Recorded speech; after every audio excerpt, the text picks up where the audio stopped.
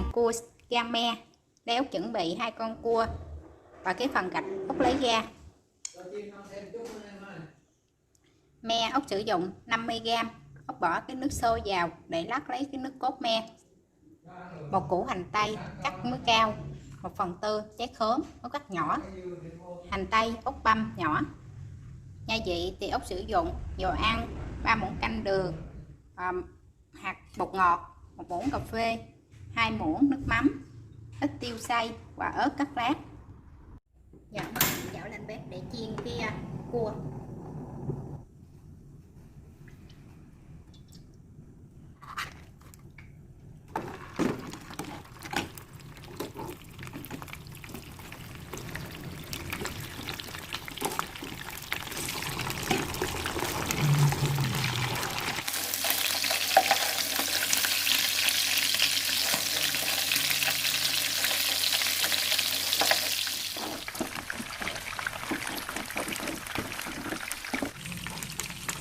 Cua này nó chỉ chiên sơ qua thôi. Cái này thì Út lấy lên nè.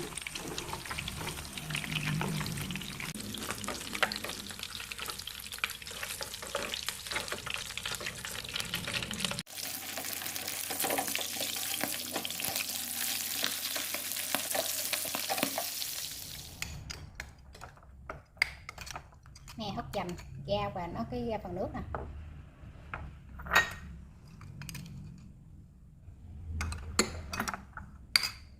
Cho đường vào,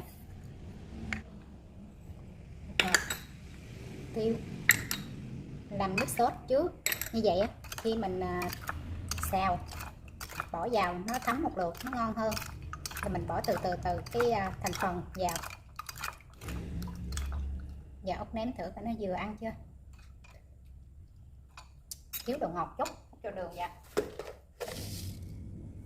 Cho thêm 2 muỗng cà phê.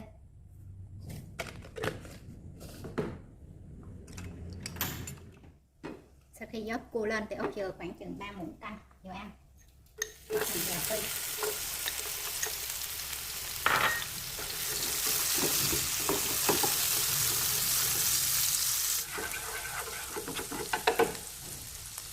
Cho có vào xào.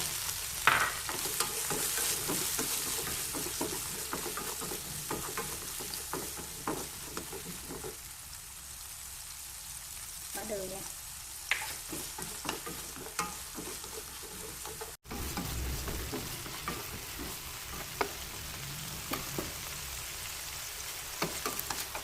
Không có phải là nước đổ cua vào.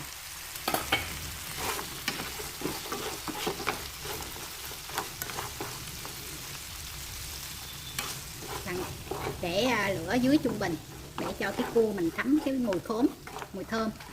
Nó sẽ được có mùi thơm hơn các bạn.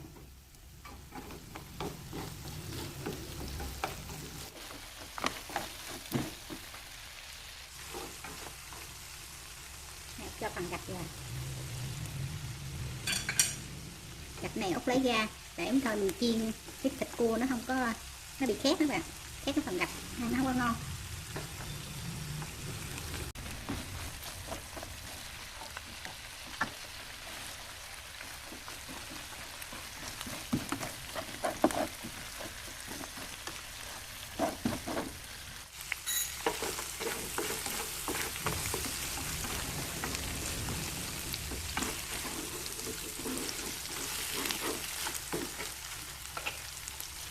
Cho cái phần nước sốt vào.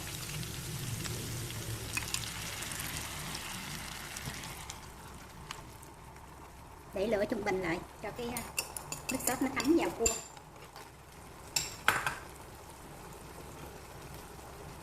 Thì thường là người ta cua gan me không có phần khóm, nhưng Út để cái phần khóm này nó có cái mùi thơm dễ ăn hơn. Nhà Út thì không có ăn cái chị chua nhiều các bạn, cho nên Út để cái phần khóm này thay cái chắc me.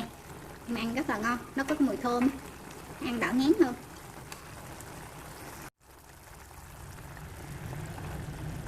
Để cho cái cua mình nó được chín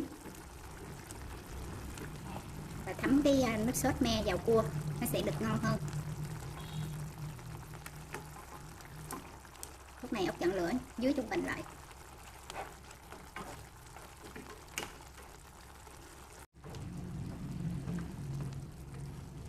thường xuyên để cho cái cua mình nó được chín.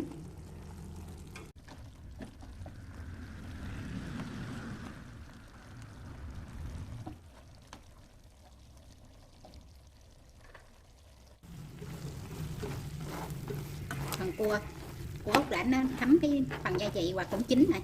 Giờ ốc bỏ cái hành tây vào.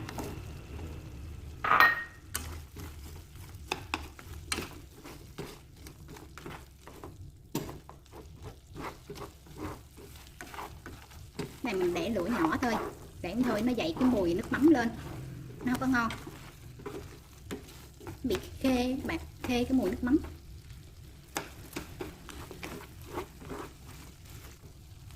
Cái hành tây này, củ này nó hơi lớn nè, không để nhiều quá.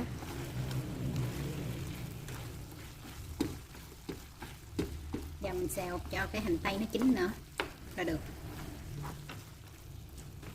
Xào có cái mùi cua gan me mà có cái mùi khóm vô các bạn, ăn cái mùi thơm, nó không có ngán và cái nó không có sót cái bao tử của mình, cảm giác nó ăn nó được ngon miệng, nó thơm thơm này.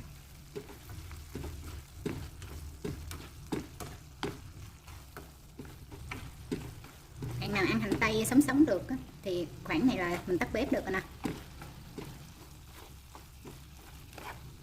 Và ốc xào thêm tí nữa cho nó chín cái hành tây. Rồi, cua gan me cốt đã xong, giờ ốc dọn ra dĩa thưởng thức thôi.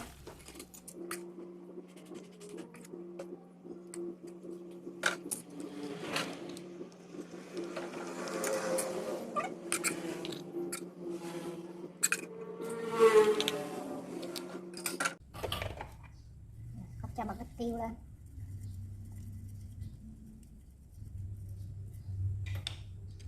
Cái này ớt này để trang trí thôi, ớt Đà Lạt nó không có cay các bạn.